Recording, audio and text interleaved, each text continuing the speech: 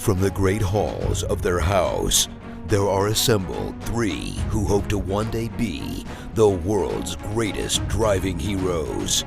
Created from the cosmic legends of the universe comes our team captain, the Vision, Bill Fisher.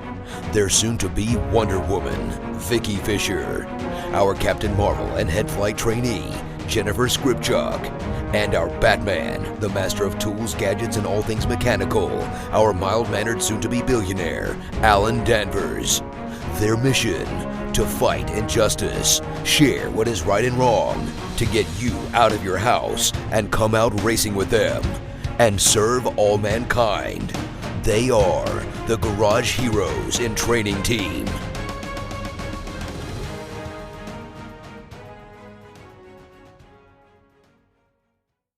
Dominating with Dawson. Captain's Log Supplemental.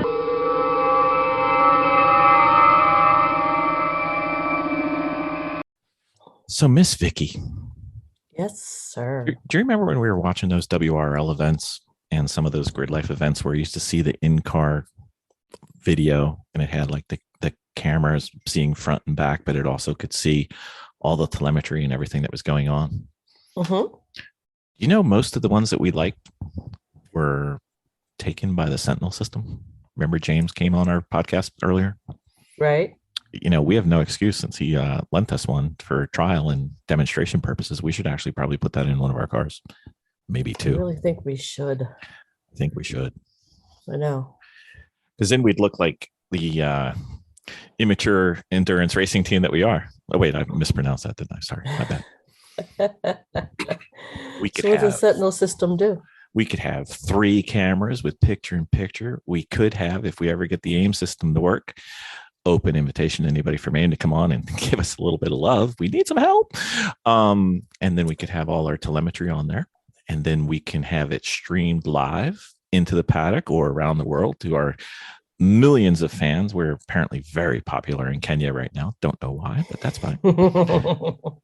And it can integrate all the available race statistics from like Race Hero and everything. So we could actually see how we're doing on video. We wouldn't even have to carry around our phone anymore.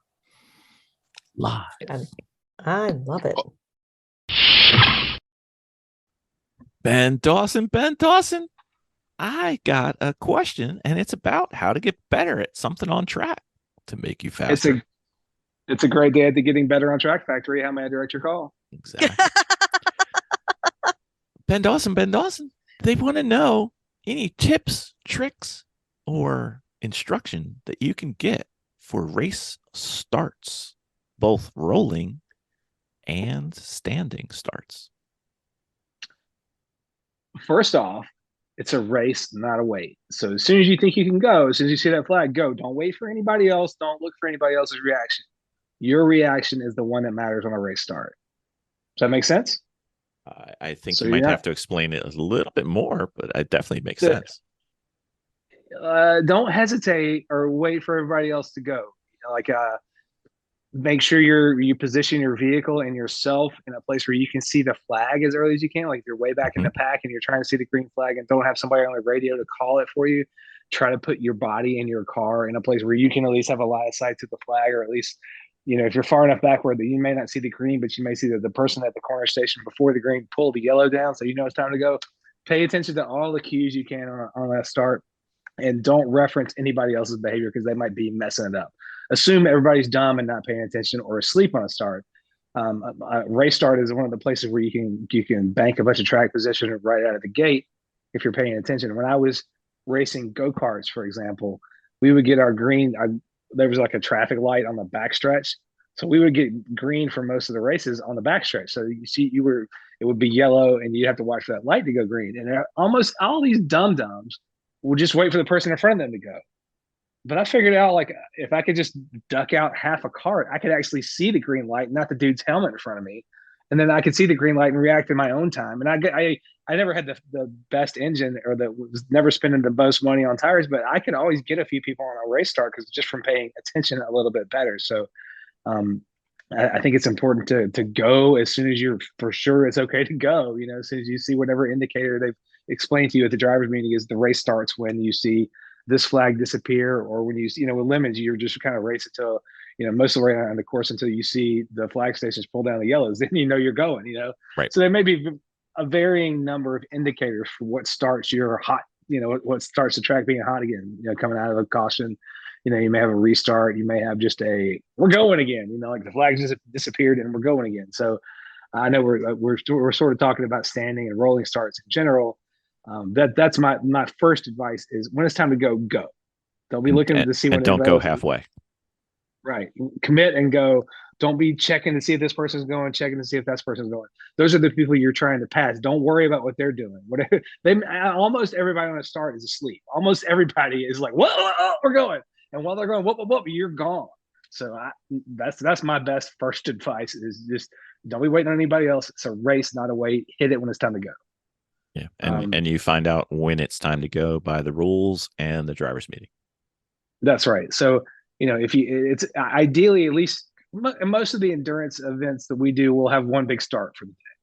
So, and I think WRL and some other people do kind of a little bit more like everybody form back up in a line and restart every caution. But most series just drop the green when it's time to go. They don't reform the whole pack behind the pace car.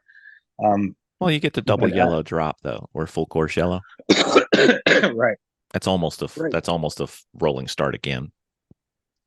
Right. So, I mean, and as far as a rolling start goes, Bill, what's your opinion? Do you want to be real close up on the cars, or do you want to have 5-6 car lengths in between you and the car that you're starting behind? I want to be well closer than 5 or 6 car lengths, but I don't want to be right on them. Well, I mean, if they mess up, if you're right on them and they mess up, then you're in their problem, right? Yeah. And if they miss a shifter. I want enough that I can get around them to a side.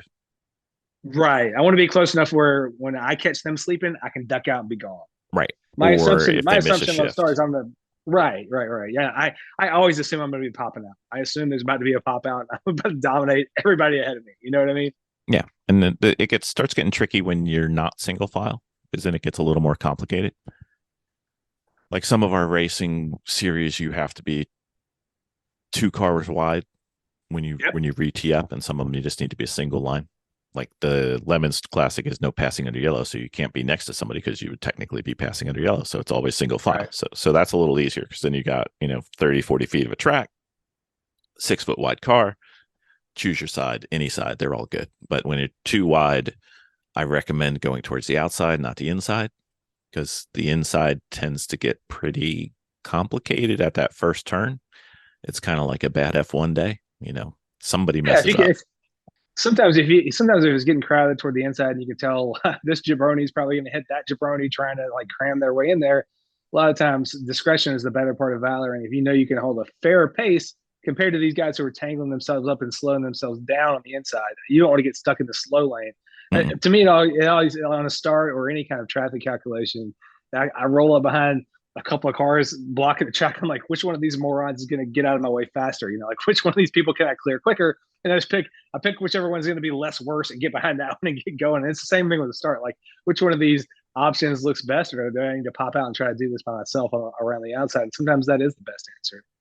If you're doing a double file start and you feel like everybody's not going fast enough and that you could maybe just slice down the middle and there's room in the middle, and everybody's going grossly slower than they should go, should you run up the middle and pass most of the field? I don't like the middle. I love the middle. I don't care if everybody's not going. I have places to go, and if there's a space for me to go, and people are going too slow, I'm going to go. I get that. But if I've got a choice between a middle and an edge, I'm going to take an edge. Right. I'll take the edge. But if my only option on a start, like we did the WRL race with our Miata, and it was rainy, and we had the lowest power car there. But when the start happened, I'm way in the back of the field. When the start happened, I saw a lane down the middle and nobody was going. So I drove almost all the way to the front of the field on the start where everybody was just like being tentative and not sure how hard they can get on the gas. I'm like, I'm in a Miata. I can get on the gas right now all the way. So, it was a function of the car I was driving. But I was like, I'm not going to wait for all these people. If they're not going to go, I'm going to go. And it just happened to be right up the middle. And I just passed probably 8-10 cars right up the middle. But I was like, it's a race, not a wait. Let's go. Do you know how much of that last story surprised me? 0, probably. Exactly. But don't wait around on the start. That's a time to make up a bunch of time. And if you're confident with what you and you can get away with, even in tight spaces, go for it, because that's the time to capitalize. And at least in my long history of racing on a cheap ass budget, that might be my one time to punch up and then hold my own for the rest of the race. Like especially in karting. I mean, there were guys out there shaving almost all the rubber off their tires just to, have the optimum grip and the tires that weigh the least. I was never doing that. So if I was ever going to get an advantage, sometimes I had to stake my claim on the start and then just try to hold what I got. Mm-hmm.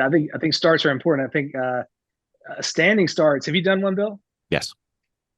They're not as daunting as you might think. You just, like, when the green drops, you just the time I did it, the couple times I've done it, I don't think I loaded up a whole lot of revs. I wasn't sitting there like, tacking it out and just hitting the chip, in neutral or anything. I think I probably got it up a little bit, like 3,000 RPM, just to kind of have some revs on the boil when I drop the clutch. But you also don't want to smoke the tires. Like, you don't want to drop the clutch and be spinning the wheels either on a standing start. You want to have some revs. So, so your throttle release has some engine revs to meet up with. You're not just kind of like, here we go. You know who's done literally thousands of standing starts? I do. Why am I talking about this?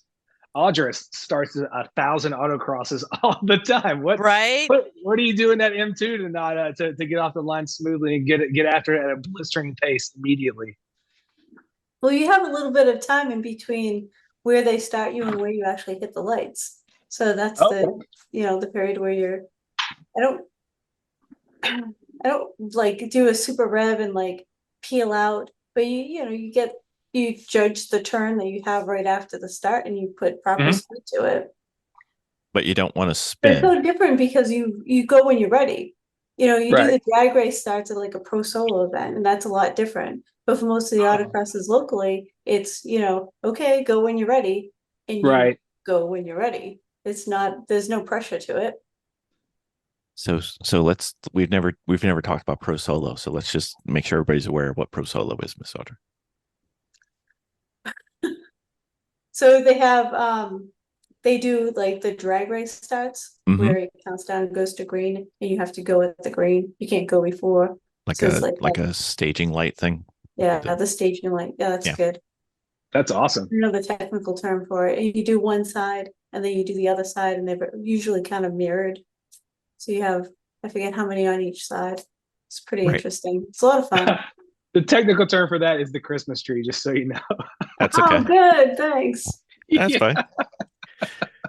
Jargon's not our strong point, Ben. We're going to have to start going back to jargon 101s on Dominic with Dawson at some point. But so the courses are basically next to each other, and you have two race people, and they're kind of mirrors of each other, if I remember right. Well, it's it's autocross, but there's and then you can tell who wins by who finishes, right? You come in and then you go to the other side and you do the other side.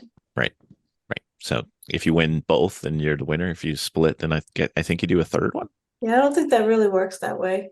No? I don't remember. I came in last when I went to this pro solo, so there's that. Well, I mean, there's pros there, You know how long you ready for my usual autocross joke? Well, I've got lots of autocross jokes. You've heard most of them. You know how long it took us to figure out that solo meant autocross? Oh. I thought solo meant comp school. Like, I can drive by myself and race. I'm allowed to drive solo. Exactly. I'm allowed to drive solo.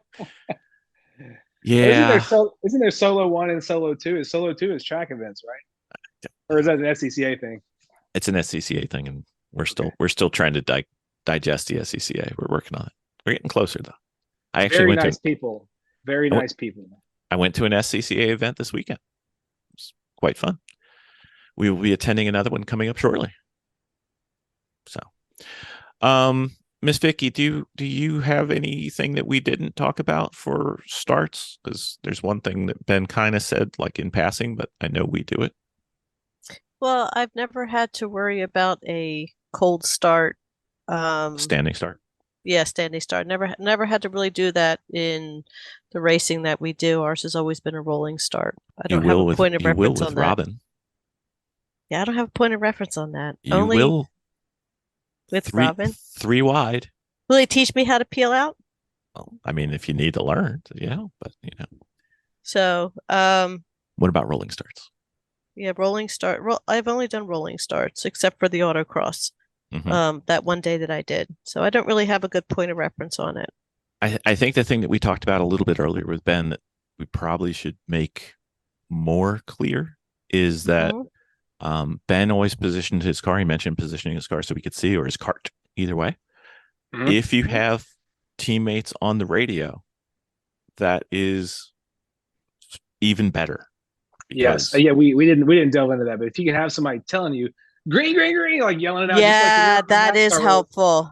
Instead of being all stressed, watching, trying to get where you can see the thing, putting your car in an awkward spot, which I also don't mind doing, but it's a luxury to have somebody call the green flag for you when it comes back out. And if you're a pretty active team, even with the restart, say, hey, can you go up there and call it for me and let me know when the green comes out after this long full course caution or something like that. It's a big help too. But it's important, especially in lemons type of racing where you're watching the flags as much as a competitive element as a safety element. I'm always, especially coming out of caution. That's when I'm gonna pass 4 or 5 cars I couldn't legitimately pass on pace, but I'm paying attention to the flag better than they are. So I'm gonna jump down. I'm gonna jump down on them as soon as I see that flag, and they're not paying attention. So Lim has definitely taught me to be a much better flag station watcher, just from the competitive element of, oops, maybe I can pass a bunch of cars that I was having a tough time getting by when we were under green. You know what I mean? Anything that can be a potential track position generator, like a caution flag in a lemons race, is something that ends up training me to pay a lot better attention, just because I might be better competitively if I can master watching the flags. You know what I mean? Yep. No, that has actually helped me a lot. I do appreciate somebody on the horn for that one. The other thing you can do is if you're on the radio, you can actually give them feedback on he's starting to move, because they just stand there like nothing's going on. And then when things start to happen, there's some body language that you can tell that they're thinking about pulling it down. So you can say, hey, it looks like they're getting fidgety. It looks like they're starting to pull it out. Or some series, they'll actually change from yellow to green. So you'll see the guy reach down to grab another flag. Hint, hint, it's coming. Yeah.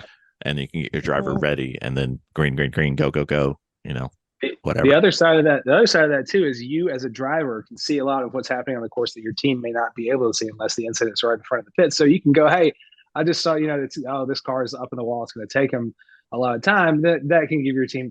We're drifting away from the topic of start. So this is just a side note that I think is worth saying is you as a driver should be telling your crew in the pits what happened. Like, oh, this Camaro stuffed it.